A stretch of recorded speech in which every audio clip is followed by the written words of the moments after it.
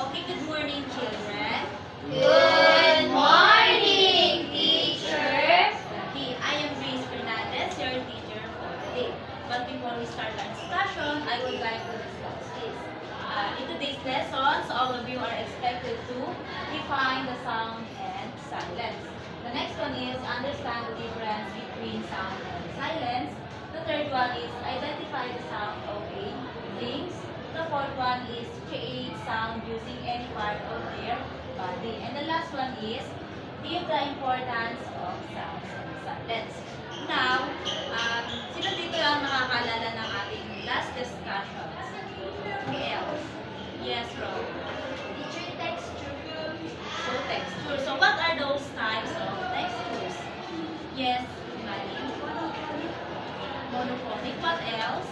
Yes, Rob. Monotonic. Yes, what else? What are those two? Polyphonic and heterophonic. Okay, very good. So that fours are the example types of texture. So now let's proceed to our activity. So I have here a sounds. All you need to do is identify what this sounds are. So the first one is yes, Kevin. Teacher, bell. Yes, very good. It is a sound of bell. So where can you found the bell? Yes, Teacher. Rob. Teacher, sa simbahan po, teacher, ng Katolik. Yes, very good. We can see the bell as church. Yes, what else? Teacher, yung nagtitinda ng ice cream sa labas. Yes, sa mga ice cream vendor, di ba? Nakikita natin kapag dumadaan sila, nag-aan sila ng bell. So this is a Teacher, yung mga pating ko. yes, kay magpatingin ko. Kapag maingay yung mga students niya, nag-ano lang siya ng bell para makain yung attention ng students. So the next sound.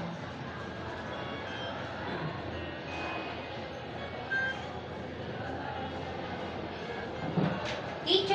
Yes, Ro. Teacher, I think guitar yan. Yes, this is a sound of guitar. So, who have here a guitar in your house? Yes, Ro. Do you have? Yes, teacher. Nagkakanta ko na You Are My Sun. Wow! And you all. So, You Are My Sunshine is one of your favorite Yes, songs? teacher. Okay, so the next sound is? Teacher! Yes. Alarm clock? Yes, alarm clock. Do you have alarm clock? Yes! Anong oras ka nag-alarm? Gabi, umaga, or Umaga po. umaga? Anong oras? 5 a.m. So, bakit ka nag-alarm? Ano yung purpose nun para sa Teacher, kasi papasok ako sa school. Okay, para magising ka, di ba? Para malaman mo kung anong oras na. So, Yes. yes, Ro. Teacher, ako po nag-aaral po every umaga, tanghali. Kasi teacher, pinapainom ko po ng gamot yung papa ko. Okay, very good. Pinapainom niya ng gamot yung papa niya. That's why nag-alarm. So, the next one is yes, Kevin. Teacher, phone call ringtone. Okay, very good. Ringtone or a telephone sound. So, do you have a telephone on your house? Yes! So, what's the purpose of telephone? To call someone. Need to call someone. To order Especially food. kapag emergency or meron tayong bagay na gusto ibabili. So ano nga ulit yung 5 sounds na pina-identify ko sa inyo? Sinong makakaalala? Yes? Bell teacher. Okay, bell. What else? Guitar teacher. Guitar, yes. Alarm clock. Okay. Next? Ringtone. Okay, meron pa ba? Wala na. Okay, so that's all. May I call on teacher Nadine to present our next activity. Good morning, class. Good morning, teacher. So, are you ready for our new discussion? Yes. Okay, but before that, we will have another activity. So, I have here a column. The column 1 is sound and the column 2 is silence. So, I have here different pictures. And you have to identify if this picture produce sound or silence. Understand, class? Yes. Okay, number 1, Kevin.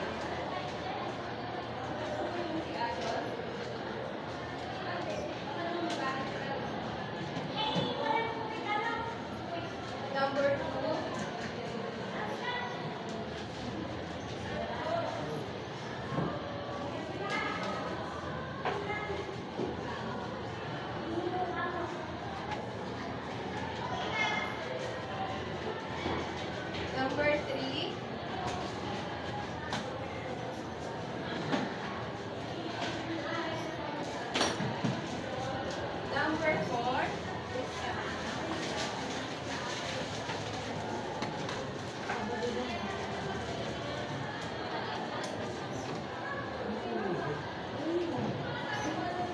Number 5.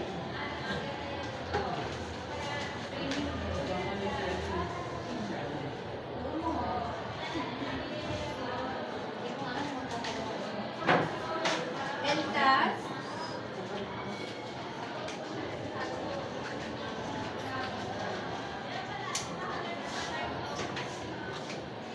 okay, so now let's check your word. So, who put this here? Okay, please. What is this? Telephone. Okay, it produces sound. Yes. Okay, so what is the sound of the telephone? Okay, very good. So let's give Grace a 5 claps. So next, who answer? Christiana. What is this? Okay, nag-work yung dog. Ano kayo yung work ng dog? Okay, very good. Let's give her a 5 claps. And then next is, who answered this? Okay, Kevin, what is this? Teacher, drum. Okay, so nagpo-produce siya ng sound. Yes, teacher. Okay, what's the sound of the drum? Boom, boom. Okay, very good. So let's give Kevin a 5 claps. How about here in silence column? What is this? Sleeping. Sleeping. So sino sumagot dito? Kevin? Ano yung ginagawa ng Teacher, nag-sleep. Okay, pag nag-sleep ka ba, ano ba, tahimik or maingay? Tahimik po. Okay, very good. So let's give Kevin a 5 claps. Next is, ano bang ginagawa dito ng mga bata? Sino sumagot dito? Okay. Teacher, tinitignan nila yung teacher Okay. sound. Pag tinitingnan mo ba yung book, nag-produce ka ba na sound or hindi? Teacher, I think nag-ingay din. Kasi wow, like that. Okay, so pwede din siya sa silence And or sa sound. Understand? Yes. How about the last picture? Who answered? Teacher, ano po, Nagpe-pray po. Okay, pag nagpe-pray ka ba, tahimik lang ba or maingay? tahimik po. Okay, so very good. Let's give her a 5 claps. So now class, what do you think is our lesson for today? Do you have any idea? Yes, go ahead. Teacher, I think sound and silence. Okay, so our lesson for today is sound and silence.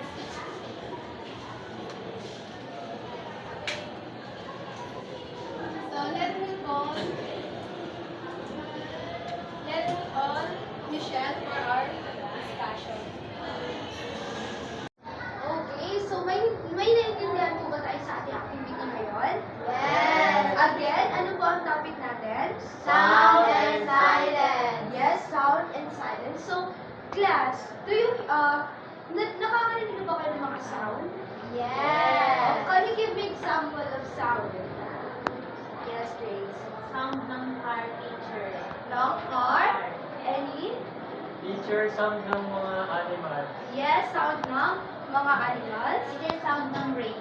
Sound ng rain. So ang sound is may mga sources.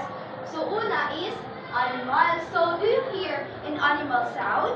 Yes. Okay, so Sheila, can you give, what is the sound of a snake? Yes. How about frog, Dina? Ano po teacher, sabi ng frog? Okay, very good. How about people? Anyone? Can you give me example of sound of people? Yes, Kevin. Teacher, example po niya ni Dom. Nag-discuss. Yes, discussion. Yes. Teacher, may example po natin yung mga singer, like Sinamara, you are my Okay, very good. Okay, how about nature? Teacher ako. Yeah, Sheila. Ano, yung tunog ng, ayan, yung leaves. Yung sa hangin. Sa hangin, tama. Ano ba? Aside from hangin. Teacher, yung rainy day, yung Yes, the sound of the rain. And last is objects. I have here, what do you call this one? Xylophone. Okay, so can somebody teacher. Okay, Sheila. Any sound? Just make sound using the sign. Teacher! Okay, thank you very much. Let's give Sheila a 3 claps. Okay, so sound are composed of vibration transmitted through the air. So ang sound pala is it's a vibration comes from the air. So saan galing ang sound? Sa Sa air. So can you make sound? Can you make sound? Ow, ow. Ow, ow. Okay. So pag may sound, ano kaya ang kung may sound, ano pa kaya ang opposite ng sound? Okay, so if there's sound, there should be silence. So how can you describe silence? Yes, Kevin. Teacher, kapag nagbabasa po ng libro. Yes, pag nagbabasa. So, from our activity earlier, saan dito ang nagbabasa? Teacher, sa silence, tama. So, pag nagbabasa tayo, dapat ay silent. Yes, tahimik. Bakit kaya? Yes, Ro. Teacher, I think kasi para mas maintindihan mo po yung binabasa mo, at saka po para po hindi masagabal yung ibang nakabasa. Tama, para may focus at alam natin kung ano yung binabasa natin at naiintindihan natin. So, can you give me another example of silence other than reading? Yes, Sheila? Teacher, pag pinapatahimik ni Mama. Pag pinapatahimik ni Mama. Mama. Okay, so silence is important when kailan nagagamit yung silence? Kapag nakikinig kay teacher. Tama. Okay, class. So now I have here activity, which is group activity. So all you need to do is to make a yell. Sino nakakaalam kung ano yung yell? Teacher ako. Okay. Like for example, we were like that. So, gagawa lang kayo ng yell nyo. Then,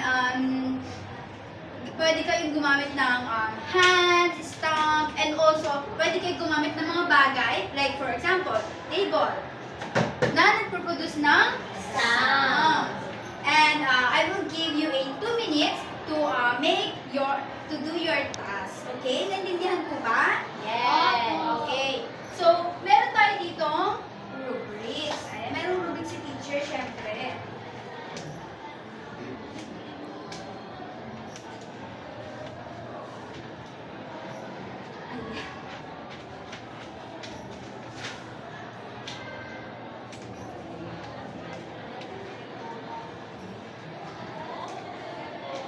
Ayan. Ito yung rubrics ni teacher.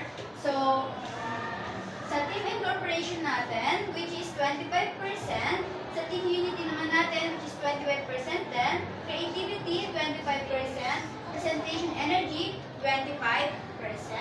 So, overall, total po nito is 100%. So, all you need to do is to make care, and pwede po kayo gumamit ng kahit anong bagay na naproduce po ng sound. Naintindihan po ba? Yes. Okay, let's begin your task. I will give you 2 minutes.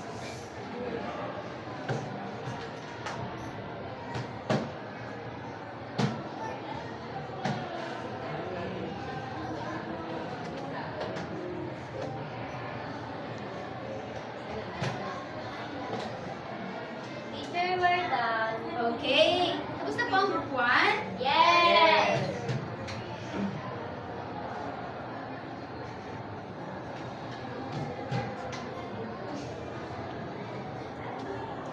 Okay.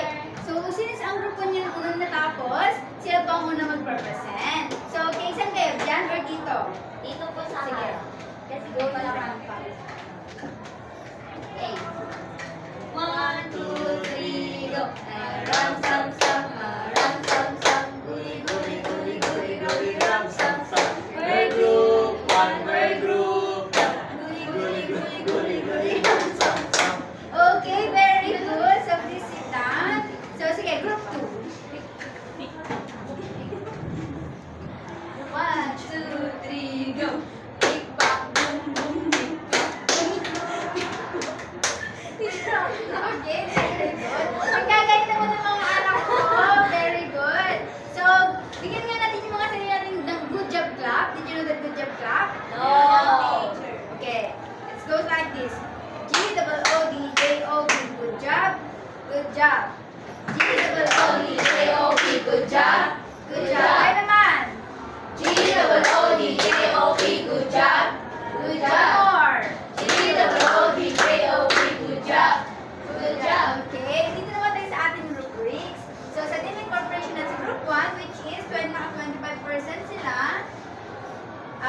Community, 25%.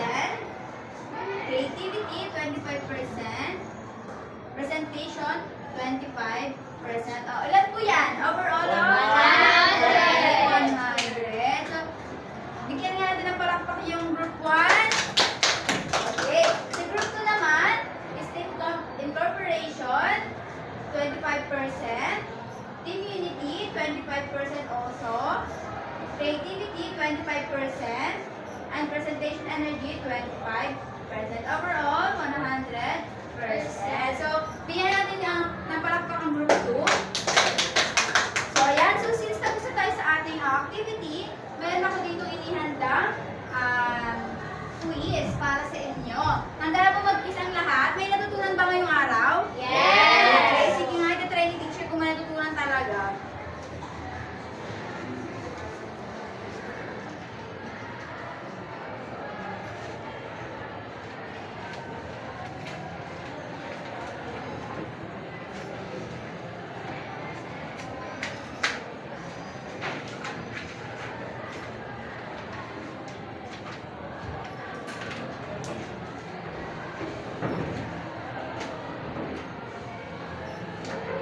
Bawal tumangopsya ha. Read carefully yung instruction natin.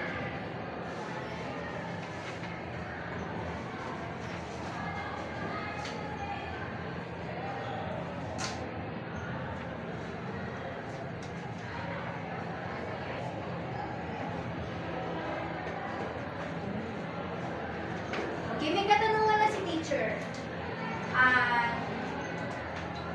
Paano kaya nakakatulong yung silence kapag tumatawid tayo? Or yung sounds kapag tumatawid tayo sa kalsada? Anyone? Ano teacher, di ba pag tatawid tayo, syempre, malalaman natin kung may dadaan bang sasakyan or wala. And kapag wala, is pwede na tayo. Yes, precisely. Very good. So, paano naman nakakatulong yung silence tuwing magre-review tayo? Sige, Kevin. Teacher, nakakatulong yung silence para makapag-focus tayo ng maigi sa nire-review ko na. Yes, very good. Nakakatulong yung silence para makapag-focus tayo sa ating review.